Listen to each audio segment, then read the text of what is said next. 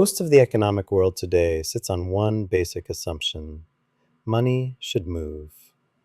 Keynesian thinking built this. If people keep spending, growth continues. If the government can issue debt in an elastic currency, it can fund large institutions, socialize risk, and maintain huge standing militaries. Inflation is part of the design. Saving is punished. Deployment of capital is rewarded. Velocity is the core metric. Austrian economics rejects that foundation entirely. It argues that sound money should be hard, fixed, outside manipulation. Savings should hold value. Debt should be real. Expansion of government through currency issuance should be impossible. Under that model, investment becomes deliberate, not forced by inflation. A Bitcoin standard is simply this philosophy expressed in code at global scale. If the world were to adopt Bitcoin as a reserve asset or as the preferred collateral base, the structure of the global economy would shift immediately. Bitcoin's supply doesn't expand. It doesn't answer to the needs of governments or the desires of central banks. That means the monetary base becomes deflationary by design. Currencies anchored to it would inherit that deflation. Wealth stored in Bitcoin would sit in an appreciating asset, not a melting one. Velocity would slow. Lending would become conservative because the collateral gets more valuable over time. Spending would carry a higher opportunity cost. In a system like this, people deploy money only into the things they actually believe in. The effects on growth are direct. A deflationary world grows slower. GDP rises less aggressively. Borrowing becomes expensive in real terms. Businesses have to justify every dollar because every dollar gains purchasing power on its own. The upside is stability.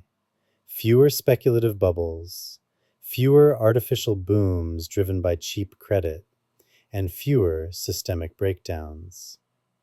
The downside is drag. Sectors that depend on massive upfront capital, biotech, aerospace, frontier energy, may move slower because the cost of risk becomes heavier.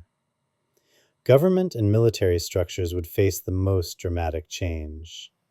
Under a Bitcoin-based reserve system, governments cannot inflate their way into state expansion. Deficit spending becomes an actual burden. Standing armies shrink. Foreign bases become harder to justify. The military-industrial complex, which relies on endless streams of artificially cheap credit, would contract. Empires require inflation. Hard money starves them. The social and environmental landscape changes too. Less consumption means less extraction and less waste.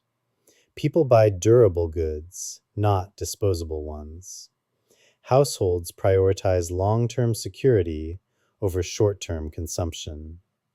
At the same time, deflation makes it harder for economies to respond to shocks. Recoveries become slower. Inequality becomes more rigid because early adopters and miners capture a larger share of the monetary base. Investment behavior transforms. In an inflationary system, people pour money into stocks and property simply to avoid losing purchasing power. Under Bitcoin, the currency itself becomes the investment. That means fewer dollars chasing speculative yield. Money moves only when conviction exists.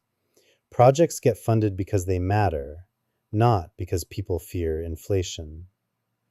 Across that landscape, three world paths are plausible. The first is conservative prosperity. Slow growth, high stability, small governments, small militaries, and economies built on long-term planning and discipline.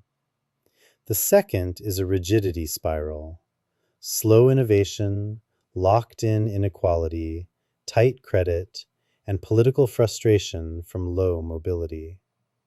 The third is a hybrid: Bitcoin as global collateral beneath a layer of elastic fiat.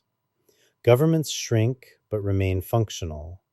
Growth slows but doesn't stall. Hard money provides discipline, while fiat provides flexibility. This polarity between high-velocity empires and low-velocity stewardship societies is the essential question. Inflationary systems grow fast, burn fast, and fund massive institutions. Deflationary systems grow slowly, preserve value, and limit the scale of government and war. The shape of the future depends on which of these forces societies are willing to live with.